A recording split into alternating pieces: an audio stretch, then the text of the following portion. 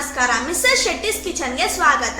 ಇವತ್ತು ನಾನು ಒಂದು ಡಿಫ್ರೆಂಟ್ ಆಗಿರೋ ಐಸ್ ಕ್ರೀಮ್ ನ ತೋರಿಸ್ಕೊಡ್ತಾ ಇದ್ದೀನಿ. ಅದೇನಪ್ಪ ಅಂದ್ರೆ ಪಾನ್ ಐಸ್ ಕ್ರೀಮ್. ವಿಳೆದೆಲೆಯಿಂದ ಐಸ್ ಕ್ರೀಮ್ ನ ಮಾಡ್ಕೊಂತಿದ್ದೀನಿ. ಈ ವಿಡಿಯೋನ ಸ್ಕಿಪ್ ಮಾಡದೆ ಫುಲ್ಲು ನೋಡಿ. ವಿಡಿಯೋ ಕೊನೆಯಲ್ಲಿ ಒಂದು ಕಿಚನ್ ಟಿಪ್ಸ್ ಕೂಡ ಕೊಡ್ತೀನಿ. ಬನ್ನಿ ಪಾನ್ ಐಸ್ ಕ್ರೀಮ್ ನ ಹೇಗ್ ಮಾಡೋದು ಅಂತ ನೋಡೋಣ.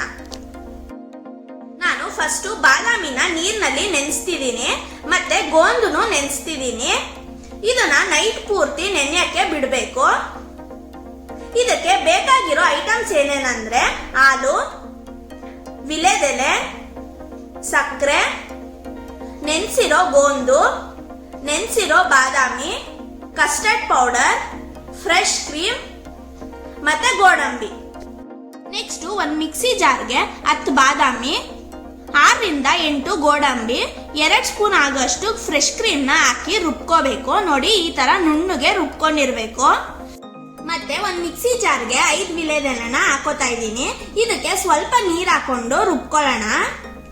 ರುಬ್ಬಿದೆಲ್ಲ ಆದ್ಮೇಲೆ ಸೋರ್ಸ್ಕೊತಾ ಇದ್ದೀನಿ. ನೋಡಿ, ಈ ತರ ಬರುತ್ತೆ.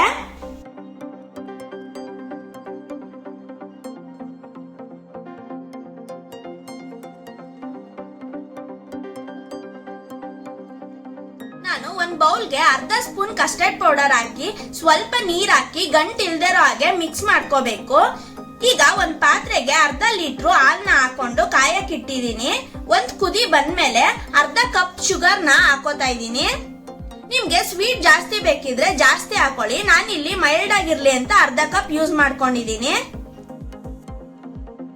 ನೆಕ್ಸ್ಟ್ ರುಬ್ಬಿರೋ ಬಾದಾಮಿ ಪೇಸ್ಟ್ ನ ಹಾಕೊಳ್ಳೋಣ. ಮಿಕ್ಸ್ ಮಾಡಿರೋ ಕಸ್ಟರ್ಡ್ ಪೌಡರ್ದು ಹಾಕೋತಾ ಇದ್ದೀನಿ. 1-2 ಸ್ಪೂನ್ ಅಷ್ಟು ಗೋಂದು ಮತ್ತೆ ರುಬ್ಬಿರೋ ವಿಳೆದೆಲೆ ರಸನ ಹಾಕೊಂಡು ನೀಟಾಗಿ ಮಿಕ್ಸ್ ಮಾಡ್ಕೊಳ್ಳೋಣ. ಇದು ತುಂಬಾ ಡಿಫ್ರೆಂಟ್ ಟೇಸ್ಟ್ ಕೊಡುತ್ತೆ. ಲೈಟ್ ಆಗಿ ವಿಳೆದೆಲೆ ಫ್ಲೇವರ್ ಕೂಡ ಬರುತ್ತೆ. ಇದನ್ನ ಕೈ ಬಿಡ್ದೇನೆ 3 ನಿಮಿಷ ತನಕ ಮಿಕ್ಸ್ ಮಾಡ್ಕೋಬೇಕು. ಇದು ಸ್ವಲ್ಪ ಗಟ್ಟಿ ಆಗ್ಬೇಕು.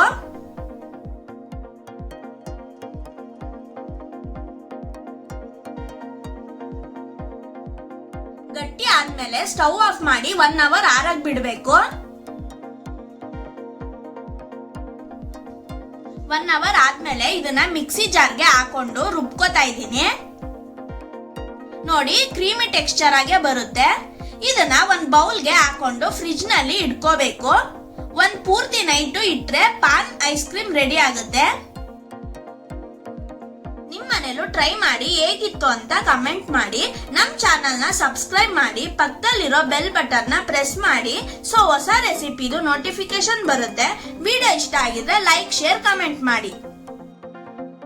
ಇವತ್ತಿನ ಕಿಚನ್ ಟಿಪ್ಸ್ ಏನಂದ್ರೆ, ಸ್ವೀಟ್ ಗಳನ್ನ ಮಾಡ್ಬೇಕಾದ್ರೆ ಎಲ್ಲಾರ ಮನೇಲೂ ಏಲಕ್ಕಿನ ಉಪಯೋಗಿಸ್ತೀವಿ. ನಿಮ್ಗೆ ಒಂದೊಂದ್ಸಲ ಏನಾಗುತ್ತೆ ಅಂದ್ರೆ ಏಲಕ್ಕಿನ ಎಷ್ಟೇ ಕುಟ್ಟಿದ್ರು ನೀಟಾಗಿ ಪುಡಿ ಆಗಲ್ಲ. ಆ ತರ ಆಗ್ಬಾರ್ದು ಅಂದ್ರೆ ನೀವು ಏಲಕ್ಕಿನ ಉಪಯೋಗಿಸಕ್ಕೂ ಮುಂಚೆ ಸ್ವಲ್ಪ ಬಿಸಿ ಮಾಡ್ಕೊಳ್ಳಿ. ಆಮೇಲೆ ಸಿಪ್ಪೆ ಸಮೇತ ಮಿಕ್ಸಿ ಮಾಡ್ಕೊಳ್ಳಿ. ಈ ತರ ಮಾಡೋದ್ರಿಂದ ನೀಟಾಗಿ ಪುಡಿ ಆಗುತ್ತೆ. ಮತ್ತೆ ತುಂಬಾ ದಿನ ಸ್ಮೆಲ್ ಆಗೇ ಇರುತ್ತೆ. ಮತ್ತೆ ಟೇಸ್ಟ್ ಕೂಡ ಚೆನ್ನಾಗಿರುತ್ತೆ. ಓಪಿ ಟಿಪ್ಸ್ ನಿಮ್ಗೆ ಇಷ್ಟ ಆಗಿದೆ ಅಂತ ಅನ್ಕೋತೀನಿ. Thank you.